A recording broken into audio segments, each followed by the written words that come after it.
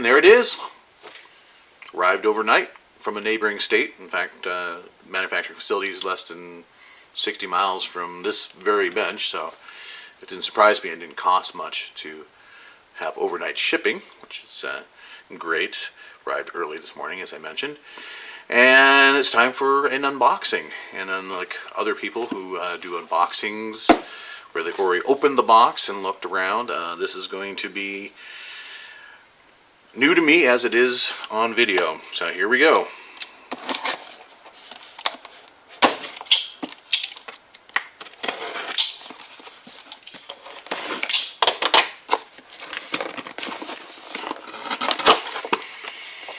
Alright, so right off the bat we have a nice glossy photo propaganda sort of, hey, bought cool stuff, yay for you. Marked off, of course, as the ACE 365 hybrid. This should be in, black, so looks good so far. And, well, not sealed or anything, that's kind of weird. You'd think they put at least some kind of plastic, but hey, you know, so much for presentation. But yeah, there it is. It is about the size I'd hoped. I knew that this is a little bit bigger of grip, but I don't think it's going to be so much bigger or different dimensions that I will not be able to use this in my existing holsters, of which I have plenty of money invested in.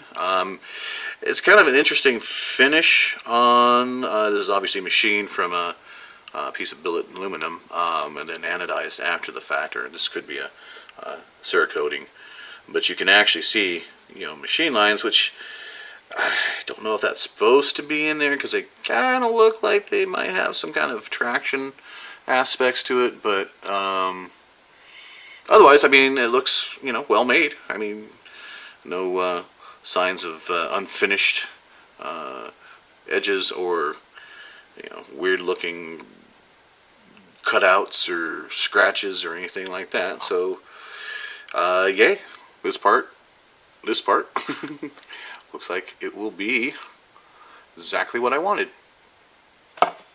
Okay, so first things first, we have to remove the fire control group from the existing factory module. Many videos out there on how to do that, all of which are presented probably better than I could, so I'm just going to go through this real quick. Obviously, we want to make sure it's unloaded, no magazine. Check, make sure, obviously, not any rounds in the chamber. There we go. And since it's in this position, go ahead and rotate down the takedown lever to the 6 o'clock position, release, take the slide off. Obviously, we're not going to do anything with the slide because that's not part of the modification at all. Everything has to do with the grip module. The things that we're going to have to do is obviously not only remove the fire control group, but since the ACE 360 hybrid does not come with a mag release installed, we're going to have to take this one out at the very least, so we'll do that now. Alright, so what I've been told from the videos I've watched, that the first time you take this pin out, it might not be all that easy, so we're going to just use a mallet and punch and make sure we get it good the first time. Alright, that wasn't so hard. Retrieve the pin, stick it off to the side, and here basically we just have to lift up on the back and pull out, and there it is, the fire control group. This is actually the serial numbered part, and this is what allows you to switch barrels and slides and frames and everything without having to go and do the background check and everything else, because this is actually what's considered the gun. Okay, so next step, and the one I was a little bit more concerned about, still am, is the removing of the magazine release. It's supposed to be really easy.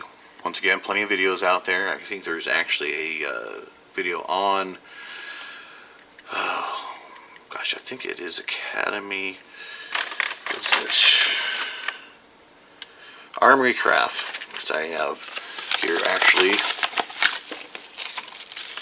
a replacement extended aluminum slide release from Armory Craft that we'll be installing instead of the stock mag release when we put it into the new aluminum module, but I still need that wedge this little device right there that actually keeps this all together. Oddly enough, Armory Craft does not ship their replacement upgraded extended mag release with that wedge or the spring, so you have to retrieve that. I was hoping to keep this just like it is so I could quickly put it back on if I wanted, but apparently I'm going to have to cannibalize this frame a bit for this mag release. So here we go.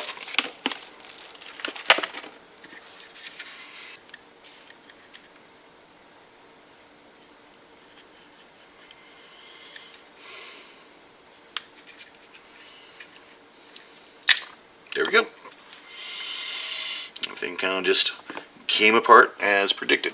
Alright, so now we just put the upgraded one into the new frame, but right now that's all we're going to do with the existing factory frame. Obviously keep it around, no reason to get rid of it. I will be putting Talon grips on the aluminum frame. I've kind of had a chance to do touchy-feely on it. I don't think it's got quite the texture that I would like.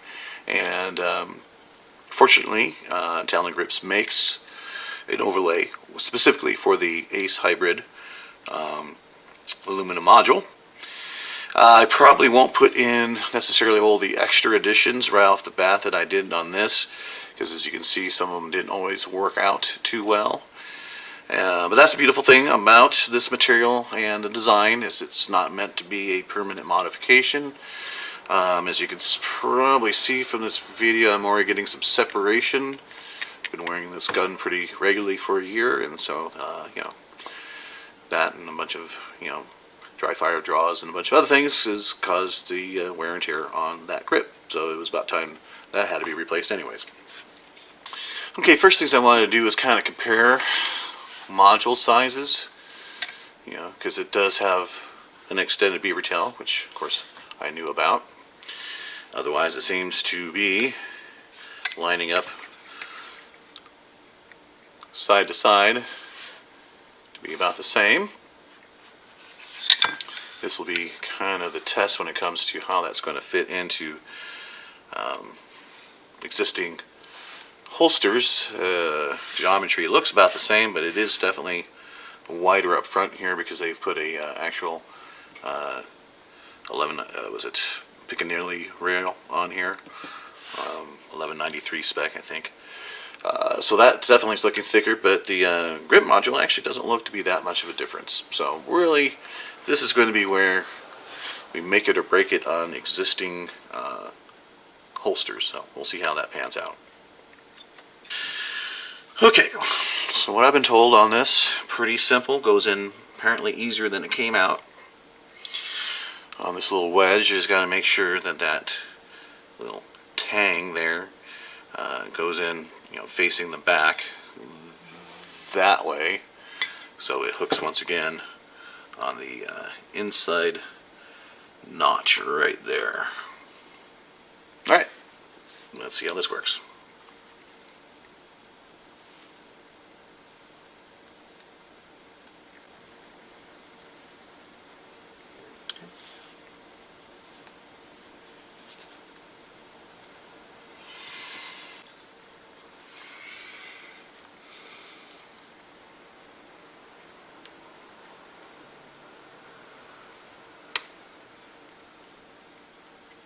And there it was, simple as that. Mag release.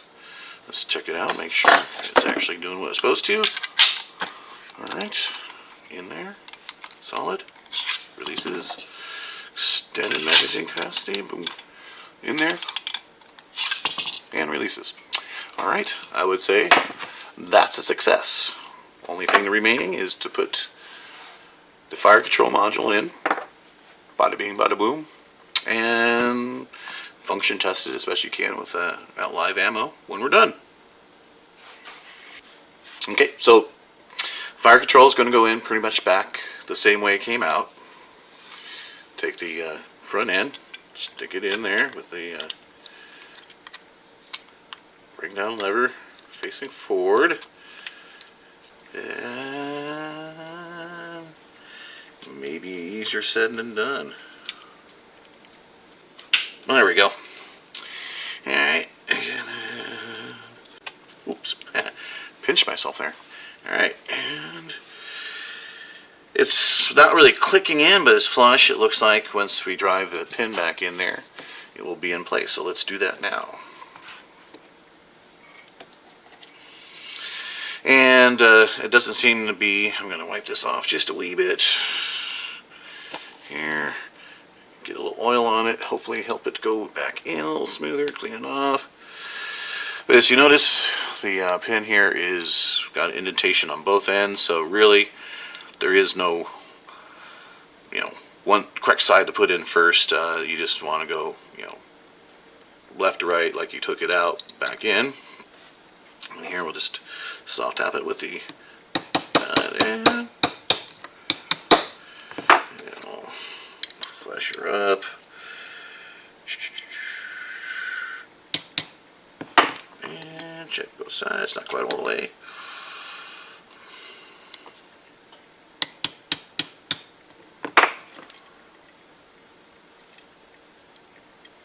Alright, so I think that latched. I know the that little spring pin that's in there, so we're going to assume that's in place. Everything looks good. Move that down so we can get the slide back installed. And let's do that now.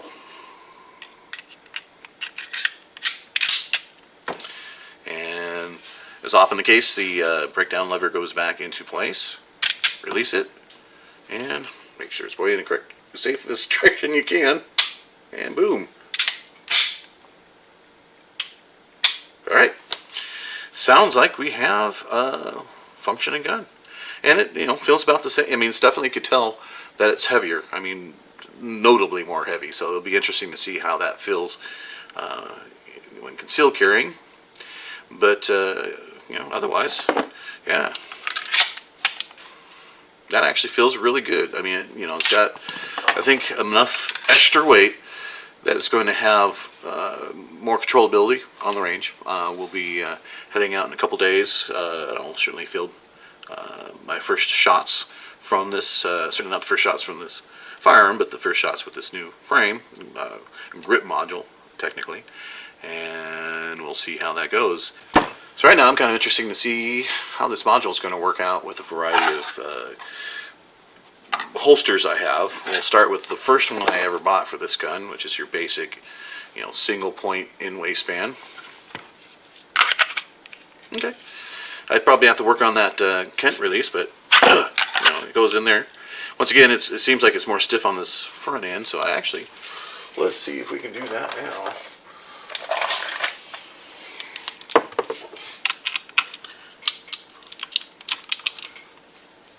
That up, see if that helps. Oh yeah, okay. Yeah, I can see that working. I mean, like I said, it gets in there a little on the tight side. This is a full Kydex holster, so if there was going to be a problem in terms of that being too wide, it would happen on this type of holster before anything else. But yeah, that works fine. Let's try the my go-to in-band waistband. This one I upgraded. I have had really good luck with stealth gear as far as the quality of the holsters. Unfortunately, they're not the most communicative of companies, and their lead times are extensive sometimes. But anyways, very happy with this holster. Oh yeah, that just no problem whatsoever. Oh yeah, that's going to be great. Obviously the issue is going to be is finding anybody that makes a holster for light attachment, because that's not obviously a standard feature for P65s. They have, I think, one strictly light and one light laser combo. I think that's specifically made to go on the old P365 frames.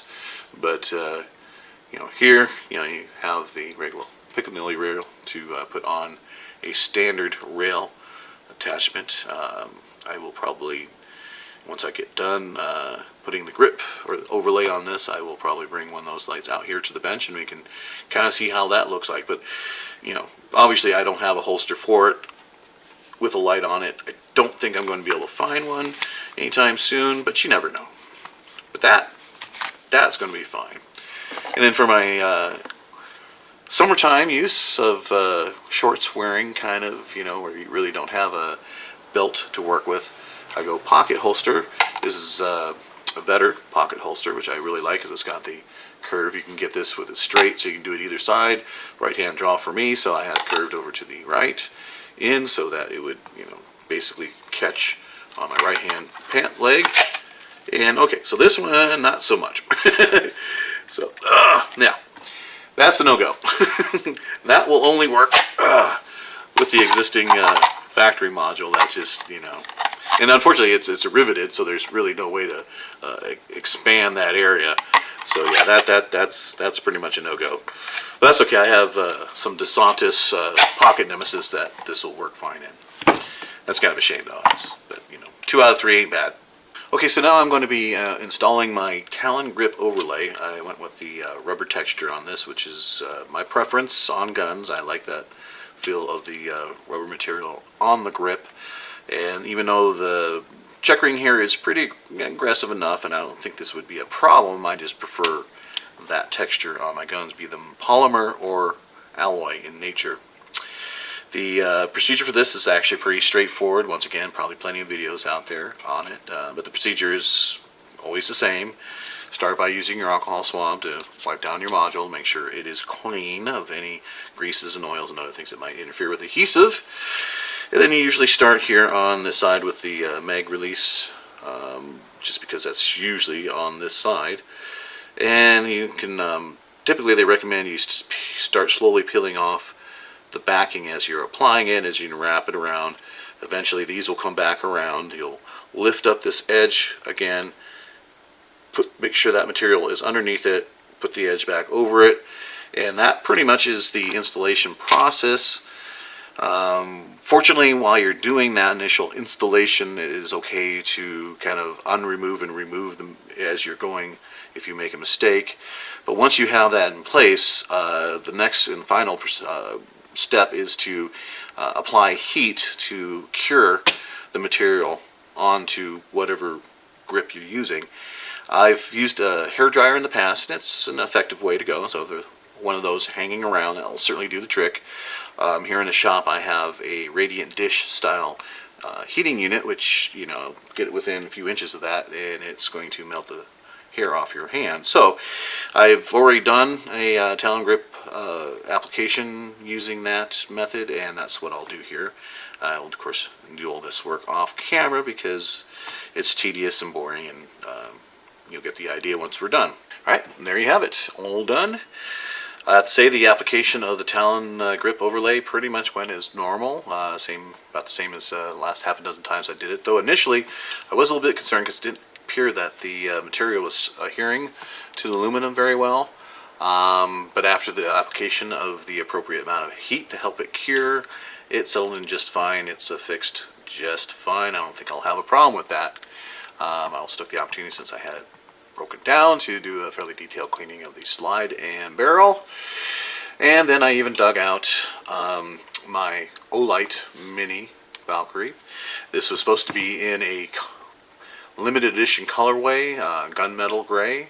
To be honest, it looks black, but I suppose if I had one of their actual black ones right up against it, it would look different. But what I'm happy about is that not only goes onto the weapon easy peasy and is quite functional, color-wise, it actually matches up pretty good. I mean, it's a little shinier than the rest of it, but other than that, I mean, whatever. By the time your weapon's out, I don't care. I think it's going to matter if there's a little shine on it. Here again, obviously, it doesn't, you know, go flush. This is as far back as it'll go.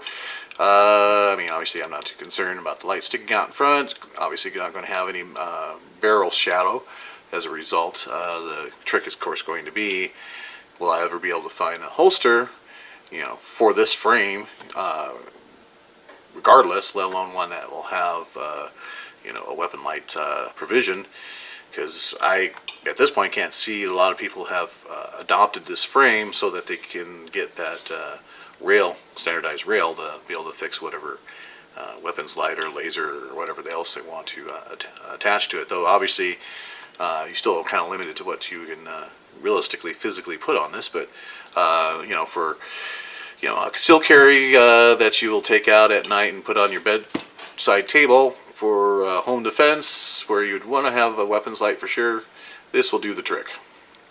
So I am off to the range to give it a good test and see how it functions. I doubt I'm going to have a functional issue as far as cycling, but it'll be interesting to see how much more controllable it is to fire, and any other pluses and minuses. The extended beaver tail should be also a plus in not only shootability, but getting follow-up shots. So we'll see how that works.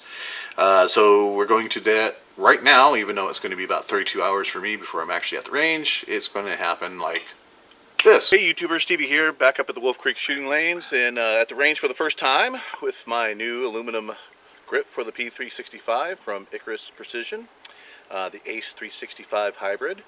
Going to be running the first rounds through this. I'll be just progressing through at first a magazine of FMJs, starting with 115 grain, 124 grain, then 147 grain. Then I'll switch to some plus Ps, and then finally finish it off with some of my homemade defensive rounds, and we'll see how it does. First up, 115 grain FMJs.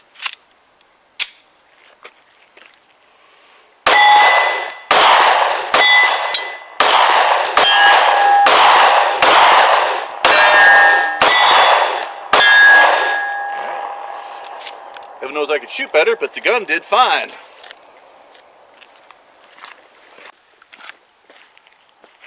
Alright, next up, some 124 grain full metal jackets. Let's hope I can shoot better.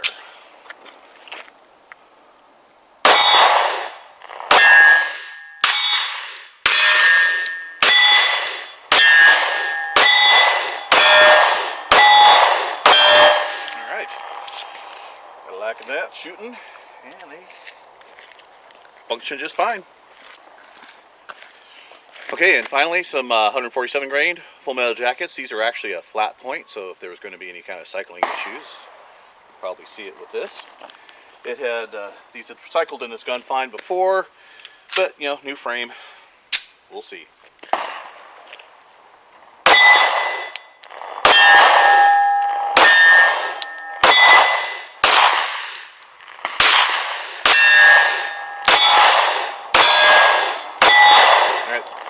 Slightly different point of aim, point of impact, but otherwise not an issue with cycling.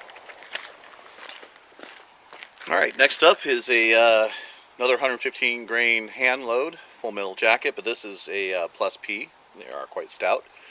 So as far as any benefit for recoil management of this grip material and design, this will certainly ring out any truth.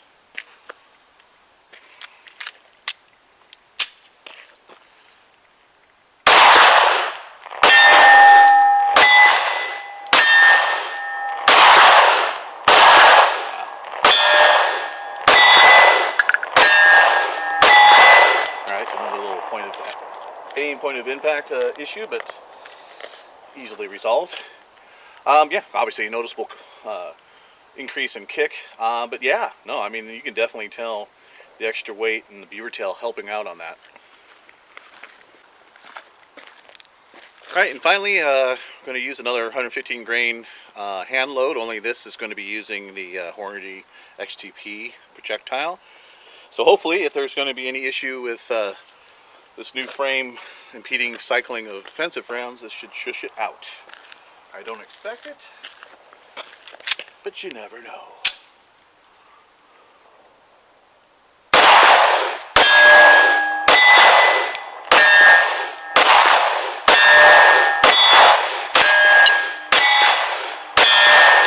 Alright, like the plus P, it definitely had a increased kick to it.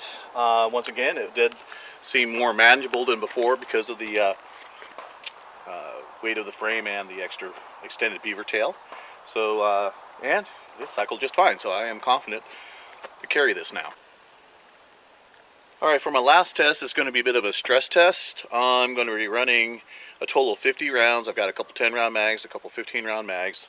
The point is to see how this handles heat. One of the first things I noticed about this gun is the slide gets really hot after that many rounds. And so the interest will be to see how that affects the aluminum frame versus how it affected the polymer frame. I didn't really ever notice any detrimental effects from it heating up on the original frame, and I don't expect there to be any with aluminum frame, but you never know. So let's find out.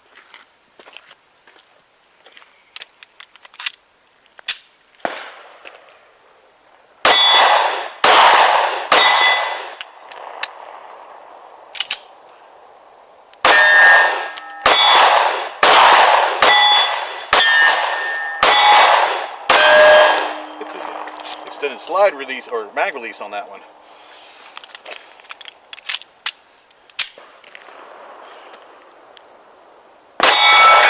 Oh well, that was unexpected.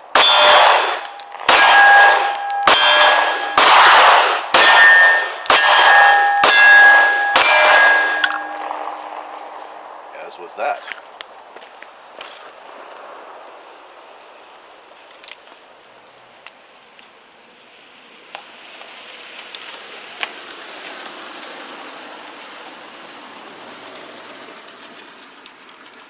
Okay, just out of interest, what ended up happening is my back slide panel started to come off, and I was firing the plus P's at the time, so that's interesting.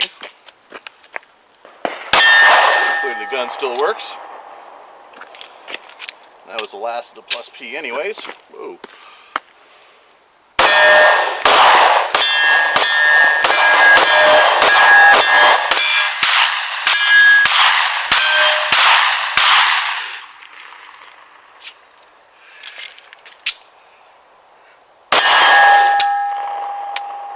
Doing that a bit.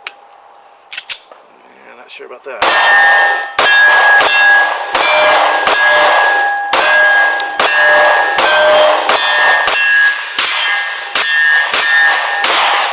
Alright. I have to be careful about that extended slide release. Okay, the frame didn't get as hot as, the slide didn't get as hot as I wanted it to. But it doesn't feel like it's transferred at all to the aluminum grip. Which is good, because there's it would really suck if this frame got too hot to hold. Alright, well. Well, what? Well, I'm not going to be running any more of my handmade plus P's through this, but then again, I don't remember it actually liking them back in the polymer frame. I actually ended up, after the last video you've seen, running another 50 rounds, 2 10-round magazines, 2 15-round magazines.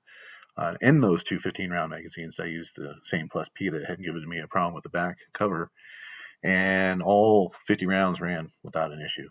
I even think I shot them well, too, to be honest with you. So that was good news. And I was able to get this slide heated up to the point where I wanted it to originally, to see if there would be any major or notable transfer of heat to the aluminum frame, which there wasn't. So that's also good news. Now the extended mag release, though, that's a different bird. Clearly, I will have to spend more time with it before I make any kind of decision. Certainly would have to sort of retrain with it just to make sure that I was going to hit that in the heat of a moment. Fortunately, there's many, many months between now and the hot weather in which I would be looking to put this into regular rotation. And worst comes, I can always put the original, factory mag release in there, and I know I don't have a problem with that. And besides, $25 part, I'm not going to cry over spilt milk on that one. So the bigger question would be is it worth it? I mean, running in at about $200 for this frame, you have to ask that question, especially if you're talking about a gun that's perfectly good right out of the box. For me, yeah, not like I was going to spend that money on, vacation or even ammo reloading supplies, unfortunately. So it was kind of sitting around doing nothing. But other than that, though, for me, I like the idea that, for me, a Sig Sauer has always been kind of a foo-foo richer gun anyways, and the fact that I only paid $500 for this originally didn't kind of feel right. So the fact that it's closer now, $700 gun, kind of seems appropriate, and it's cool. I like having It's the first aluminum framed striker fire, and the only one I know of. That certainly the first one I've ever had. It's kind of cool.